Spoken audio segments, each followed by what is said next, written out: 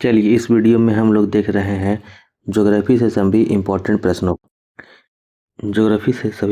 प्रश्नों को। ये वीडियो ज्योग्राफी का है जिसमें करीब 10 से 12 क्वेश्चन का सॉल्यूशन किया गया है और हर एक क्वेश्चन को बहुत ही डिटेल एक्सप्लेनेशन किया गया है। आई होप कि आप सब इसे जरूर पसंद करें। चलिए हमारा पहला क्वेश्चन है, हीराकुंड परियोजना किस नदी पर है? Option A Godavari, option B Mahanadi, option C Damodar, option D उपयुक्त में से एक से अधिक या इनमें से कोई नहीं। सही ऑप्शन की अगर बात करते हैं तो इसका सही ऑप्शन हो गया हीराकुंड परियोजना महानदी पर अवस्थित है। क्या इसे महानदी पर बनाया गया है? हीराकुंड परियोजना महानदी पर है। महानदी उड़ीसा में है और यह परियोजना उड़ीसा में है। हीराकुंड परियोजना जो महानदी पर है वह उड़ीसा में है। और अगर बात करते हैं हीराकुंड डैम की तो यह विश्व का सबसे बड़ा नदी बांध है। यह विश्व का सबसे बड़ा डैम है जिसकी जो कुल लंबाई है वो करीब 4800 मीटर 4800 मीटर है। और इसका अगर महानदी की बात करते हैं तो महानदी का जो उद्गम स्थल है या जहाँ से महानदी निकलती है वो एक अमरकंटक की पहाड़ी से, महानदी अमरकंटक की पहाड़ी से निकलती है। महानदी अमरकंटक पहाड़ी से निकलती है। इसी के साथ साथ अगर देखते हैं कि कुछ अन्य इम्पोर्टेंट डैम को हम देख लेते हैं जो अलग अलग नदियों पे है। जैसे सबसे पहले देखते हैं महानदी पर। महानदी पे कौन कौन से डैम है? तो महानदी पर सबसे पहले डैम होता है हीराकुंड डैम और उसके बाद होता है गंगरेल डैम। हीराकुंड और गंगरेल डैम महानदी पर है। आते हैं गोदावरी नदी पर। तो गोदावरी नदी पर काफ़ी ज़्यादा डैम बनाए गए हैं, इसमें से जो प्रमुख है उन्हें हम देख लेते हैं। सबसे पहला आता है जायकवाड़ी परियोजना या जायकवाड़ी डैम।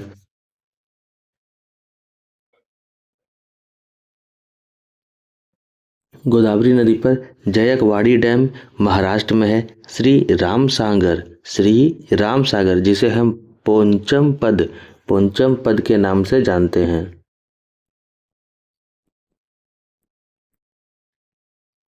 पोंचम पद के नाम से जानते हैं जो तेलंगाना में है। गंगापुर डैम महाराष्ट्र में है। एक होता है कोलेश्वरी लिफ्ट सिंचाई परियोजना, कालेश्वरम लिफ्ट सिंचाई परियोजना जो तेलंगाना में है। उसके बाद आ जाइए विष्णुपुरी बैराग जो महाराष्ट्र में है।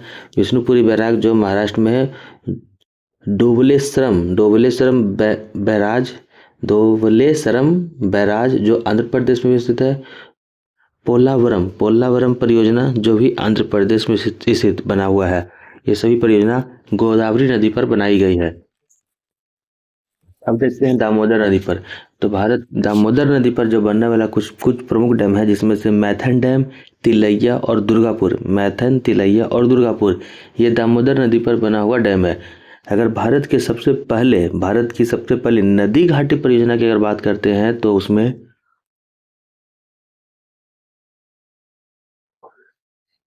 उसमें दामोदर वैली कॉरपोरेशन का नाम आता है। भारत की सबसे पहली नदी घाटी परियोजना दामोदर वैली कॉरपोरेशन है जो 7 जुलाई 1948 को बनाई गई थी। अगर बात करते हैं ये किसके मॉडल पर बनाया गया है, दामोदर वैली कॉरपोरेशन किस मॉडल बनाया गया है, तो ये बना है अमेरिका के टेनेसी वैली अथॉरिटी के मॉडल पर। अगर बात करते हैं भारत की सबसे पुरानी जल विद्युत परियोजना की तो वो है सिद्रपोंग में है जो दार्जिलिंग के सिद्रापोंग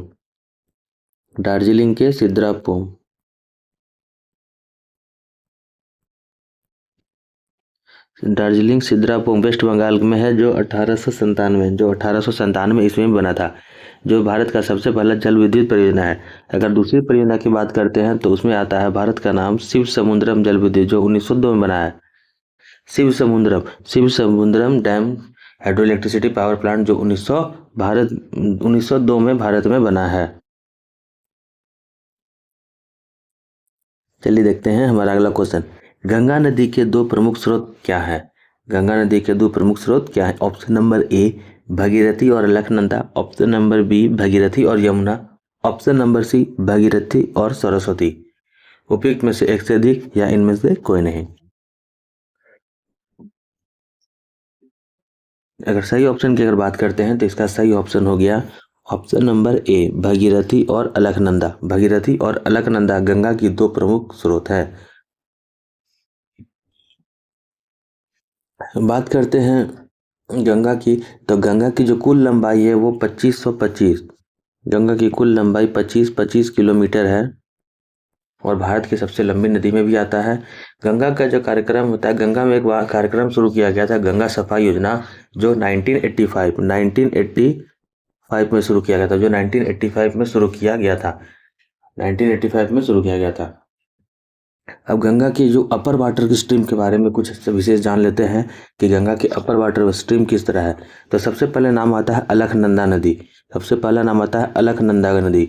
तो अलकनंदा नदी जो होता है उसमें कई अलग अलग हेड वाटर आकर के मिलते हैं और जैसे जैसे उसमें मिलते हैं उनमें उसका नाम बदलते चला जाता है।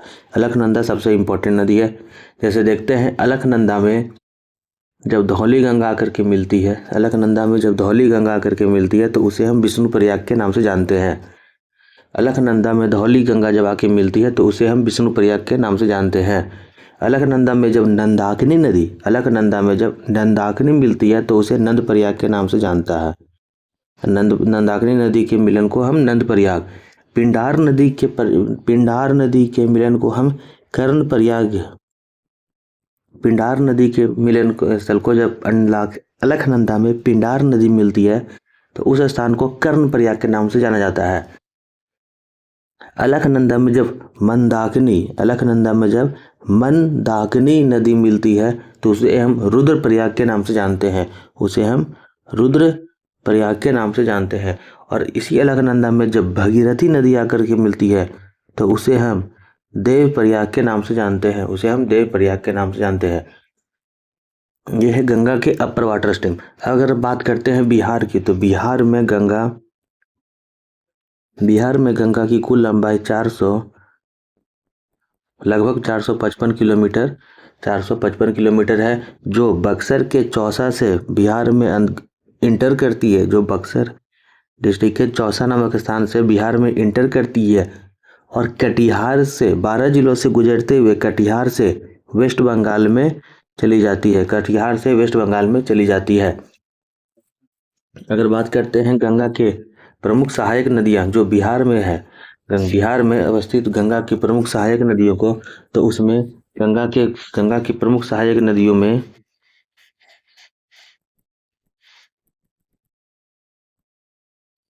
अगर उत्तर दिशा की ओर बात करते हैं, ऊपर की अगर बात करते हैं उत्तर दिशा में, तो उत्तर दिशा में गंगा की प्रमुख सहायक नदियां घग्गर, गंडक, बूढ़ी गंडक, बागमती, कमला, कोसी, महानंदा। घग्गर, गंडक, बूढ़ी गंडक, बागमती, कमला, कोसी और महानंदा। अगर बात करते हैं दक्षिण दिशा की ओर, तो इसमें कर्मनासा, सोन, पुनपुन, फल्गु और क्यूल, कर्मनासा, सोन, पुनपुन, फल्गु और क्यूल। उत्तर दिशा में घग्गर, गंडक, बूढ़ी गंडक, बागमती, कमला, कोसी और महानंदा। दक्षिण दिशा की ओर से कर्मनासा, सोन, पुनपुन, फल्गु और क्यूल प्रमुख सहायक नदियां हैं। देखिए, अगर हम इसी नदियों को अगर हम ट्रिक से याद करते हैं, तो ट्रिक से याद करने के लिए हमें याद करना होगा, एक छोटा सा कविता याद करना होगा कि एक घाघरा पहनकर एक औरत घाघरा पहनकर गंडक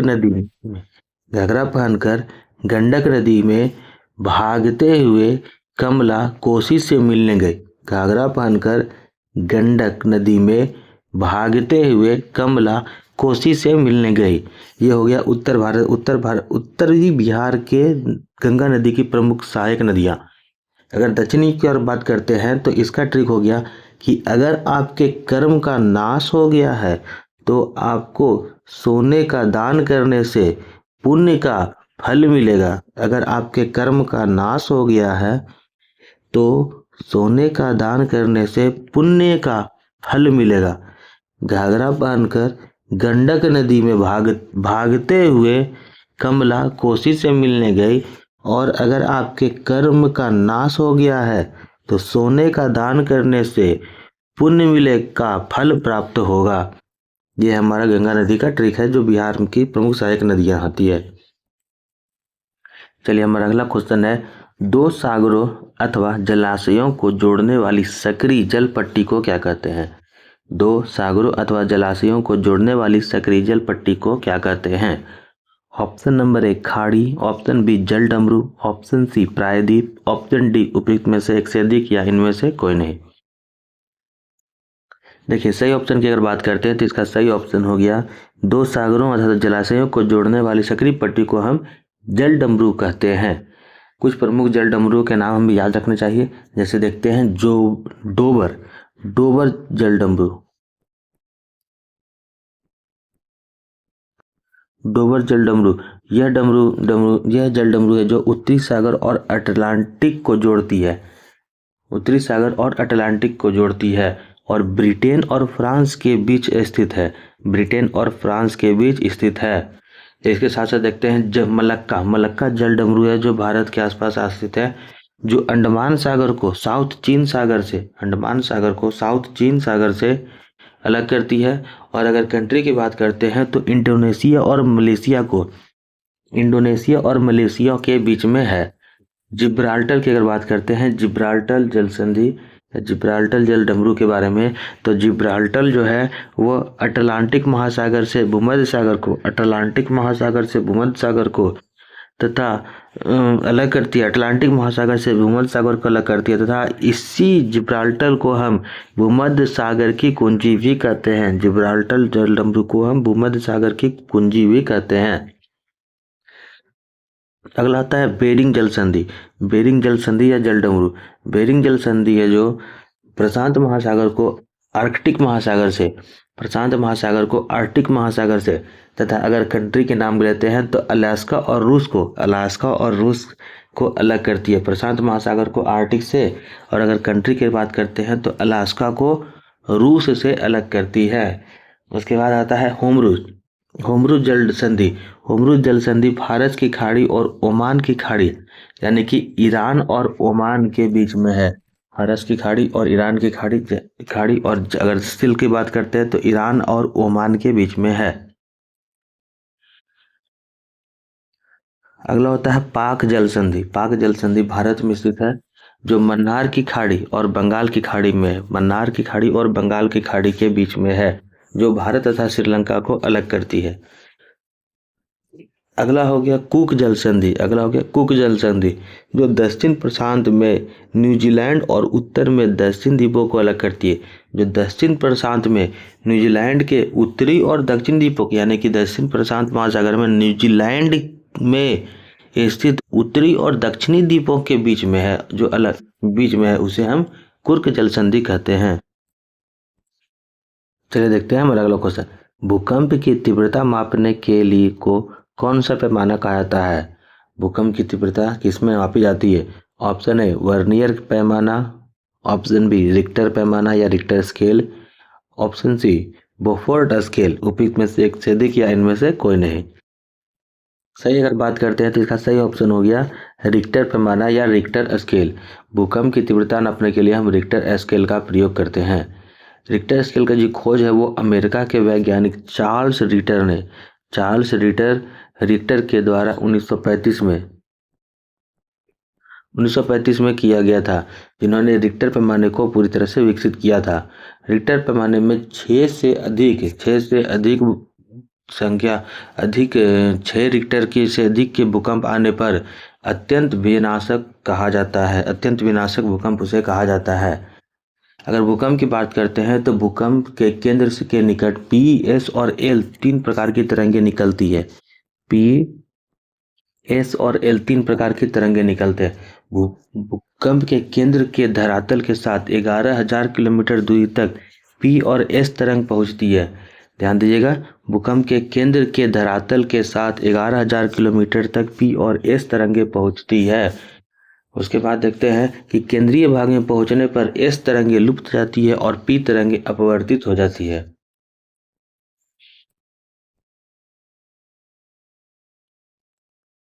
चलिए देखते हैं अपना अगला प्रश्न। Jim Corbett national park, Jim Corbett राष्ट्रीय अभयारण्य कहाँ स्थित है? ये हो गया हमारा जिम कॉर्बेट नेशनल पार्क कहाँ स्थित है। ऑप्शन नंबर ए दिया गया है Uttaranchal, option B Madhya Pradesh, option C Andhra Pradesh, D उपयुक्त में से एक से अधिक या इनमें से नंबर इनमें से कोई नहीं। सही ऑप्शन की अगर बात करते हैं तो हमारा Jim Corbett national park Uttarakhand, जिसका नया नाम या जिसको हम दूसरा नाम भी हम उत्तरांचल के नाम से भी जानते हैं, उत्तराखंड या उत्तरांचल में है। देखिए कुछ इंपॉर्टेंट बात भी जान लेते हैं नेशनल पार्क के बारे में। इसमें नेशनल पार्क में सबसे कुछ बातें हैं जो जैसे कि 2026 के डाटा के अनुसार 2026 के डाटा के अनुसार भारत में कुल 107 नेशनल पार्क हैं जिन्हें राष्ट्र की एक तरफ से मान्यता दी गई है।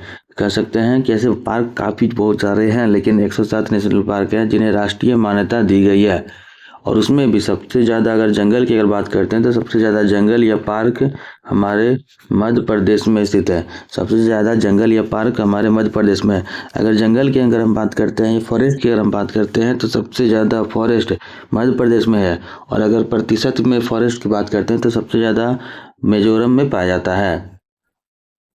चलिए देखते हैं। वन को बचाने के लिए भारत सरकार ने कई बार कुछ अधिनियम पास किए हैं, जिसे हम भारतीय वन अधिनियम कहते हैं।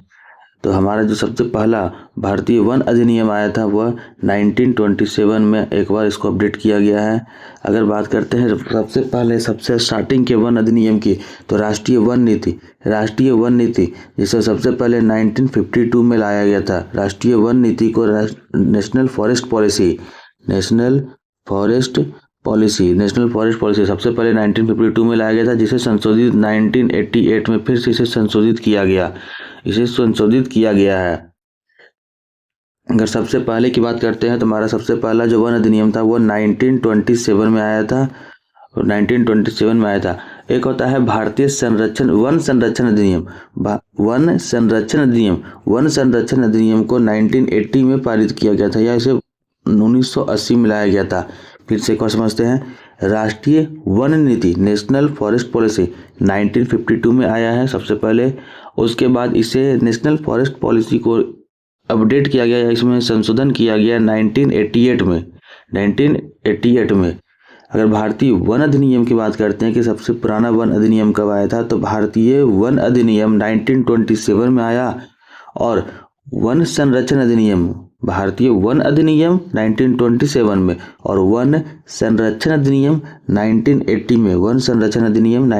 में। अब कुछ इंपॉर्टेंट जंगलों के बारे में भी देख लेते हैं। कौन से जंगल कहाँ या कौन से फॉरेस्ट राष्ट्रीय उद्यान कहाँ है। इसमें से सबसे पहले आता है भारत का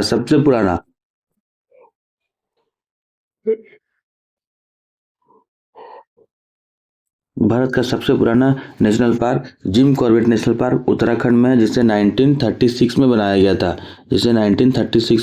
था। भारत का सबसे पुराना जिम कॉर्बेट नेशनल पार्क, इसका पुराना नाम हेमिस हाई नेशनल पार्क था, जो 1936 में बना था। बाद में इसका नाम बदल करके जिम कॉर्बेट कर दिया गया है। अभी इसी जंगल को राम गंगा फॉरेस्ट के नाम से भी जाना जाता है। कुछ भागों को रामगंगा फॉरेस्ट के नाम से भी जाना जाता है। अच्छा, ये दूसरा एक हो गया है वेदांता जल अभयारण्य तमिलनाडु में है, जो जलीय पक्षी से संबंधित है। वेदांता जल अभयारण्य तमिलनाडु में जो जलीय पक्षी से संबंधित है।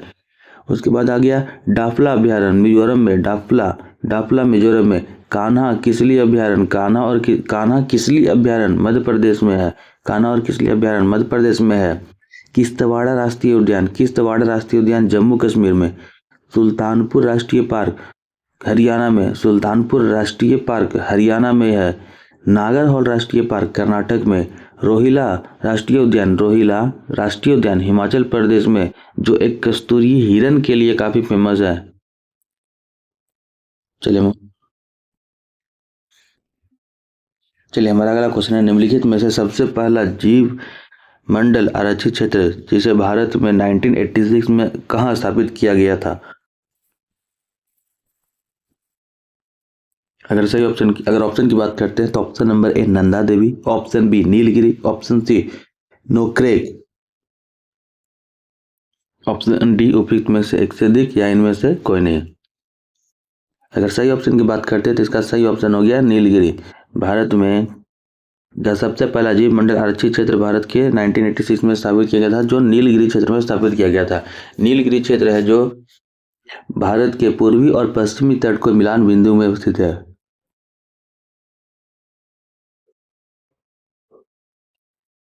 नीलगिरी क्षेत्र भारत के पूर्वी तथा पश्चिमी क्षेत्र में अवस्थित है। इस भाग को हम नीलगिरी भाग, इस क्षेत्र को दक्षिण भारत के सबसे निचले चोटी को, जहां पूर्वी तट और पश्चिमी तट दोनों आपस में आकर के मिलते हैं, उसे हम नीलगिरी के नाम से जानते हैं। नीलगिरी पहाड़ियों पर डोडा जनजाति रहती है। नीलगिरी पहाड़ियों पर एक स्पेशल जनजाति पाई जाती है जिसे हम डोडा जनजाति के नाम से जानते हैं। इन जनजातियों का मुख्य आधार पशुपालन होता है। नीलगिरी पहाड़ चाय के लिए काफी फेमस है। चाय के लिए काफी फेमस है। नीलगिरी पहाड़ चाय के लिए काफी फेमस है, वहां चाय का उत्पादन किया जाता है। चलिए देखते हैं अपना अगला क्वेश्चन। राष्ट्र निम्नलिखित में से कौन सा भारत का सबसे ऊंचा पर्वत शिखर है? निम्नलिखित में से कौन सा भारत का सबसे ऊंचा पर्वत शिखर? यहाँ बात हो जा रहा है भारत का, एक चीज ध्यान दीजिएगा, स्पेशल लिख दिया गया भारत का। Option number A Mount Everest, B Godwin Einstein यानी कि K2, ऑप्शन नंबर सी कंचनजंगा, उपयुक्त में से एक से अधिक या इनमें से कोई नहीं। देखिए सही ऑप्शन की अगर बात करते हैं तो भारत में की सबसे ऊंची चोटी गॉडविन आइंस्टाइन, भारत की सबसे ऊंची चोटी गॉडविन आइंस्टाइन K2 है, जो भारत के PO के क्षेत्र में अवस्थित है। PO के क्षेत्र में इसे अवस्थित है, या कह सकते हैं कि PO के क्षेत्र में यह है। अगर इसकी ऊंचाई की बात करते हैं तो इसकी कुल ऊंचाई 8,611 मीटर, 8,611 मीटर, 8,611 मीटर, और एवरेस्ट की कुल ऊंचाई 8,848, 8,848,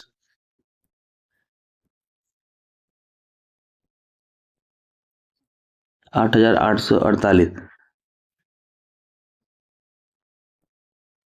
K2 की कुल ऊंचाई 8,611 मीटर है और एवरेस्ट की कुल ऊंचाई 8,848 है। भारत की अन्य ऊंची चोटियों में सबसे ऊंची चोटी कंचनजंगा और नंगा पर्वत भी आता है। भारत की मूल रूप से मुख्य भारत की चोटियों की अगर बात करते हैं तो कंचनजंगा और नंगा पर्वत भी भारत की सबसे ऊंची चोटियां हैं। माउंट एवरेस्ट है जो नेपाल में अवस्थित है, जिसकी कुल ऊंचाई 8,841 है। कंचनजंगा मूल रूप से भारत में अवस्थित सबसे ऊंची चोटी आ जाता है। अगर हम बात करते, लेकिन अगर पूरे भारत की अगर बात करते हैं तो गॉडविन आइंस्टाइन जो PO के क्षेत्र में है वो भी भारत का ही एक हिस्सा है। गॉडविन आइंस्टाइन भारत की सबसे ऊंची पर्वत शिखर है, इसकी ऊंचाई 8,611 मीटर है। यह शिखर काफी इंपॉर्टेंट है कि यह जो चोटी है K2 चोटी वो काराकोरम श्रेणी में आता है, काराकोरम श्रेणी में आता है, और यह शिखर विश्व की दूसरी ऊंची चोटी है। स्थानीय लोग यानी कि वहां के लोग, POK के लोग या फिर जम्मू कश्मीर के लोग इसे चोगोरी कहते हैं।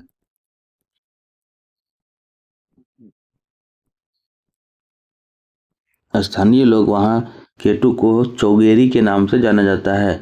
जम्मू कश्मीर में के गिलगित और बल्किस्तान क्षेत्र में POK में यह अवस्थित है। गिलगित और बाल्टिस्तान में इसे यह K2 पहाड़ी है।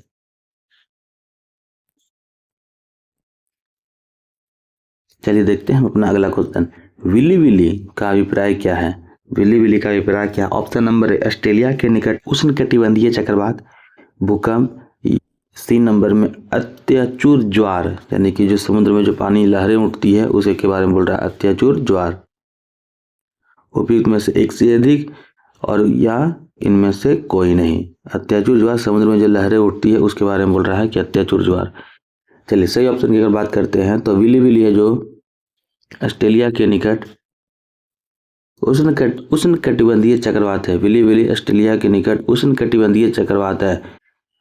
चलिए इसके साथ साथ कुछ अन्य हवाओं को भी जान लेते हैं, कौन सी हवाएं किस राष्ट्र में या किस देश में चलती है।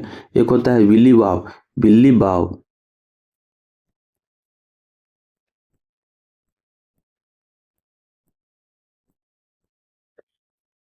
ये अलास्का क्षेत्र में पाया जाता है। उसके बाद आ जाइए बोरा, ये एड्रियाटिक तट और मिस्ट्रल स्पेन एवं फ्रांस की शीतल हवा है। मिस्ट्रल बोरा एडियाटिक तट और मिस्ट्रल स्पेन एवं फ्रांस के स्थानीय हवा है। चलिए आगे हैं, देखते हैं पुरगा हवा टुंड्रा प्रदेश में चलती है। टुंड्रा प्रदेश में चलने वाली शीतल हवा को या बहुत ही ठंडी हवा को हम पुर्गा के नाम से जानते हैं। आ जाइए दूसरा देखते हैं, वर्गस दक्षिण अफ्रीका में चलने वाली गर्म हवा है। और वर्गस दक्षिण अफ्रीका में चलने वाली गर्म हवा है। आयला फ्रांस में चलने वाली गर्म हवा को हम आयला कहते हैं। चलिए देखते हैं हमारा अगला क्वेश्चन। अधिक केंद्र शब्द निम्नलिखित में से किससे संबंधित है?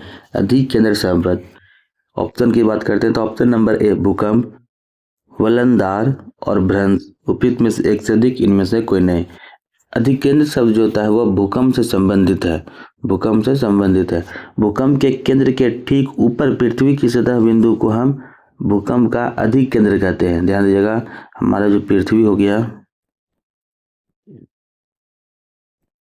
अगर किसी जगह पर भूकंप आता है तो ठीक ऊपर पृथ्वी की सतह को हम अधिक केंद्र के नाम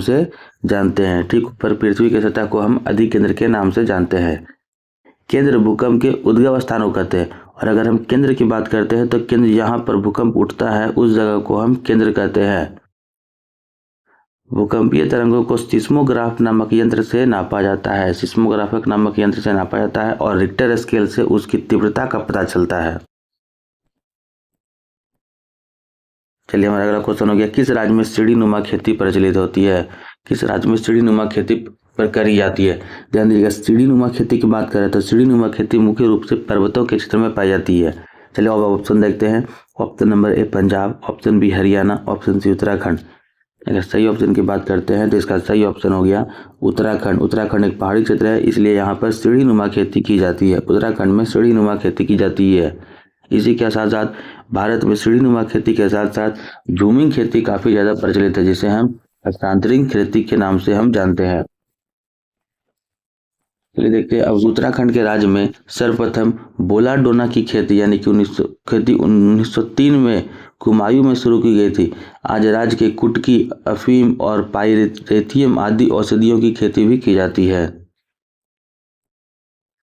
चलिए हमारा अगला क्वेश्चन हो गया, चिपको आंदोलन से संबंधित व्यक्ति कौन है? Option number A Sunderlal Bahuguna, B Medha Patkar, C Amartya Sen. उपयुक्त में से एक से अधिक या इनमें से कोई नहीं। अगर सही ऑप्शन की बात करते हैं तो चिपको मूवमेंट से जुड़े हुए व्यक्ति सुंदरलाल बहुगुणा। चिपको मूवमेंट का वर्तमान में उत्तराखंड के किसानों ने वृक्ष कटाई का विरोध किया था। जो वर्तमान में जो स्टेट है वो उत्तराखंड के चमोली डिस्ट्रिक्ट के आसपास से शुरू हुआ था। यह आंदोलन की शुरुआत 1973 में उत्तराखंड के चमोली जिले से प्रारंभ की गई थी। अब बात करते हैं मेधा पाटेकर। तो मेधा पाटेकर नर्मदा बचाओ आंदोलन की मुख्य लीडर थी, जिन्होंने नर्मदा बचाओ आंदोलन को लीड किया था। अमर्त्य सेन की बात करते हैं तो अमर्त्य सेन इंडियन एक बहुत ही अच्छे इकोनॉमिस्ट और दार्शनिक थे, जिन्होंने 1998 में अमर्त्य सेन ने 1998 में और 1999 यानी कि जस्ट एक साल के बाद 1908 में इन्हें नोबेल प्राइज दिया गया था। और 1999 में इन्हें भारत रत्न दिया गया था। 1998 में इन्हें नोबेल प्राइज दिया गया था और 1999 में इन्हें भारत रत्न के नाम से भारत रत्न इन्हें दिया गया था। इन्होंने कई पुस्तकें भी लिखी है, जिसमें से कुछ इंपॉर्टेंट बुक इनका है, जिसमें से development and freedom Amartya Sen के द्वारा लिखी गई पुस्तक है। India's of justice, the argument of India, the argumentative India, home in the world, the country of the first boy, ये सारी पुस्तकें अमर्त्य सेन के द्वारा लिखी गई है। चलिए देखते हैं हमारा अगला क्वेश्चन। किस प्रकार के चट्टानों में खनिजों का जमाव परतों पर मिलता है? ऑप्शन नंबर ए आग्नेय चट्टान, ऑप्शन बी अवसादी चट्टान, ऑप्शन सी रूपांतरित चट्टान। उपयुक्त में से एक से अधिक या इनमें से कोई नहीं।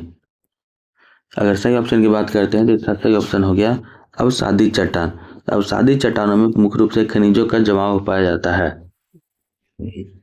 अगर चट्टान की बात करते हैं तो चट्टान 3 तरह के पाए जाते हैं, जिसमें अग्नाशय, अवसादी और रूपांतरित। अग्नाशय, अवसादी और रूपांतरित चट्टान होते हैं। अग्नाशय चट्टान को इग्निशियस रॉक या प्राइमरी रॉक के नाम से भी जाना जाता है। अग्नाशय चट्टान को या आग्नेय चट्टान को इग्निशियस या प्राइमरी रॉक के नाम से जाना जाता है, जो मुख्य रूप से मैग्मा या लावा से बनते हैं। इनका एग्जाम्पल हो गया ग्रेनाइट या बेसाल्ट। ग्रेनाइट या बेसाल्ट। अवसादी चट्टान सेडिमेंट्री रॉक के जमाव होने से हवा, पानी या जो बर्फ होता है उनके द्वारा जो पहाड़ों मिलाई गई मिट्टी के या परतों को, मलबों को जो जमा किया जाता है, कई वर्षों तक इसे जमा रहने से वो रॉक अवसादी चट्टान के रूप में बदल जाते हैं, जैसे चूना पत्थर या बलुआ पत्थर, चूना पत्थर या बलुआ पत्थर। अब रूपांतरित की बात करते हैं तो रूपांतरित चट्टानों को मेटामॉर्फिक रॉक कहते हैं, जो अग्नाशय और अवसादी चट्टान उच्च तापमान तथा उच्च दबाव के कारण उनके स्ट्रक्चर में बदलाव होता है और ये काफ़ी कंप्रेस हो जाते हैं, काफ़ी कठोर हो जाते हैं, जिसे हम मेटामॉर्फिक चट्टान के नाम से जानते हैं या मेटामॉर्फिक या रूपांतरित चट्टान के नाम से जानते हैं, जैसे संगमरमर और नीस। चलिए हमारा अगला क्वेश्चन है, वायुमंडल ओजोन की ऊपरी परत निम्नलिखित में से किससे बनी होती है? ऑप्शन नंबर ए ऑक्सीजन में पराबैंगनी किरणों की क्रिया से। ऑप्शन नंबर बी ऑक्सीजन अणुओं का संयोग से। ऑप्शन नंबर सी ऑक्सीजन के उच्च दाब में आने से। ऑप्शन नंबर डी उपयुक्त में से एक से अधिक या इनमें से कोई नहीं। अगर सही ऑप्शन की बात करते हैं तो इसका सही ऑप्शन हो गया वायुमंडल ओजोन की ऊपरी परत ऑक्सीजन अणुओं के संयोजन से बना होता है। ऑक्सीजन अणुओं के संयोजन से बना होता है, जिसमें ऑक्सीजन O3 के रूप में पाया जाता है। ऑक्सीजन O3 के रूप में पाया जाता है। ओजोन परत का जो विस्तार होता है वो लगभग 32 किलोमीटर से लेकर के 60 किलोमीटर तक पाया जाता है। इसका जो विस्तार होता है वो 32 से लेकर के 60 किलोमीटर तक पाया जाता है। ओजोन मंडल में एक बार छेद हो गया था, जिसके लिए काफ़ी ज़्यादा धरती संकट में आई थी, और इसको संरक्षण करने के लिए वर्ल्ड ने कुछ मीटिंग करवाया था, जिसमें से सबसे फेमस हो जाता है 1992 का रियो डी जेनेरियो अर्थ समिट, जो ब्राज़ील में हुआ था। ब्राज़ील में पृथ्वी शिखर सम्मेलन को आयोजित किया गया था, जिसका जो मुख्य गोल था वो सतत विकास किया गया था। इसका प्रमुख गोल सतत विकास था और इसमें 21 एजेंडा पर बहस की गई थी। चलिए देखते हैं हमारा अगला क्वेश्चन, भूचाल का अपकेंद्र क्या होता है? भूचाल का अपकेंद्र क्या होता है? पृथ्वी की सतह पर वह बिंदु जो भूकंप उद्गम केंद्र पर ऊर्ध्वाधर होती है।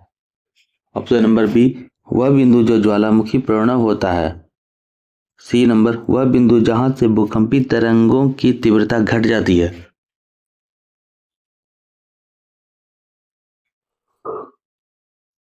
ऑप्शन डी उपयुक्त में से एक से अधिक या इनमें से कोई नहीं। सही ऑप्शन की अगर हम बात करते हैं तो भूचाल का जो अर्थ होता है वो होता है पृथ्वी की सतह पर वह बिंदु जो भूकंप उद्गम केंद्र पर ऊर्ध्वाधर होती है, ऊपर की ओर आती है। भूकंप के केंद्र के ठीक ऊपर पृथ्वी की सतह पर स्थित बिंदु को भूकंप का अधिकेंद्र एपिसेंटर कहते हैं। पृथ्वी के केंद्र के ठीक ऊपर, यानी कि जिस जगह पर भूकंप आता है उसके ठीक ऊपर पृथ्वी की सतह पर हम जो भूकंप का प्रभाव दिखता है उसे हम अधिकेंद्र या एपिसेंटर कहते हैं। अंतरसागरीय भूकंपों द्वारा उत्पन्न लहरों को जापान में सुनामी कहा जाता है।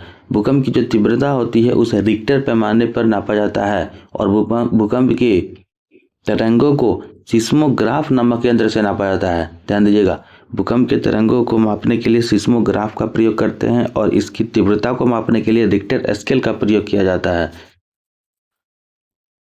और सिस्मोलॉजी के अंतर्गत हम भूकंप का अध्ययन करते हैं। सिस्मोलॉजी के अंतर्गत हम भूकंप का अध्ययन करते हैं। हमारा अगला क्वेश्चन हो गया, भारत के निम्नलिखित क्षेत्र में किस क्षेत्र में लोहा और कोयले की सर्वाधिक भंडार है? ऑप्शन नंबर ए दक्षिणी क्षेत्र। Option number C Himalaya. Option number B Chota Nagpur. उपयुक्त में से एक से अधिक या इनमें से कोई नहीं। सही ऑप्शन की अगर बात करते हैं तो भारत के छोटा नागपुर क्षेत्र में कोयला और लोहा की सर्वाधिकता पाई जाती है। छोटा नागपुर क्षेत्र को भारत का रूर कहा जाता है। छोटा नागपुर क्षेत्र को भारत का रूर कहा जाता है। अगर कोयले की बात करते हैं तो भारत में मुख्यतः कोयला गोंडवाना लैंड में पाया जाता है। भारत में मुख्यतः गोंडवाना लैंड में पाया जाता है। चलिए हमारा अगला क्वेश्चन है, भारत में कुल्लू घाटी निम्नलिखित में से किसकी खेती के लिए प्रसिद्ध है? ऑप्शन ए अंगूर, बी आलू, सी सेब, उपयुक्त में से एक से अधिक या इनमें से कोई नहीं। भारत में जो कुल्लू घाटी है वो हिमाचल प्रदेश में है। भारत की जो कुल्लू घाटी है वो हिमाचल प्रदेश में है और ये कुल्लू घाटी हिमाचल प्रदेश में है और ये मुख्य रूप से सेब की खेती के लिए प्रसिद्ध है। मुख्य रूप से सेब की खेती के लिए प्रसिद्ध है। जम्मू कश्मीर और हिमाचल प्रदेश में सबसे ज़्यादा सेब का प्रोडक्शन किया जाता है और ये उत्पादन किया जाता है या कह सकते हैं उसकी खेती की जाती है। आलू की सबसे अधिक उत्पादन उत्तर प्रदेश में होता है और भारत के नागपुर में नींबू संतरा के लिए प्रसिद्ध है। नींबू और संतरा का सबसे ज़्यादा उत्पादन भारत के नागपुर में किया जाता है। नारियल का सबसे अधिक उत्पादन केरल या तटीय क्षेत्र में किया जाता है। मुख्य रूप से केरल ही रहेगा लेकिन उसके साथ साथ तटीय क्षेत्र में भी नारियल का उत्पादन किया जाता है। चलिए हमारा अगला क्वेश्चन देखते हैं, विश्व में सर्वाधिक व्यस्त समुद्री मार्ग कौन सा है? ऑप्शन ए अटलांटिक महासागर, ऑप्शन बी आर्कटिक महासागर, ऑप्शन सी हिंद महासागर, उपयुक्त में से एक से अधिक या इनमें से कोई नहीं। देखिए सही ऑप्शन की बात करते हैं तो विश्व में सर्वाधिक व्यस्त मार्ग अटलांटिक महासागर है। अटलांटिक महासागर है। विश्व में का अधिकृत व्यापार जलमार्ग द्वारा होता है और सबसे कम व्यापार वायु मार्ग द्वारा किया जाता है। चलिए ये हो गया इस वीडियो का सबसे लास्ट प्रश्न। देवदारू के पेड़ विशिष्ट वनस्पति होते हैं। देवदारू के पेड़ विशिष्ट वनस्पति होते हैं। ए नंबर उष्णकटिबंधीय वनों के, बी शीतोष्ण वनों के, सी शंकुधारी वनों के, उपयुक्त में से एक से अधिक या इनमें से कोई नहीं। सही ऑप्शन की अगर बात करते हैं तो देवदार जो होता है वो शंकुधार यानी कि कॉर्निफेरस वनों में पाए जाते हैं। कॉर्निफेरस वन में पाए जाते हैं।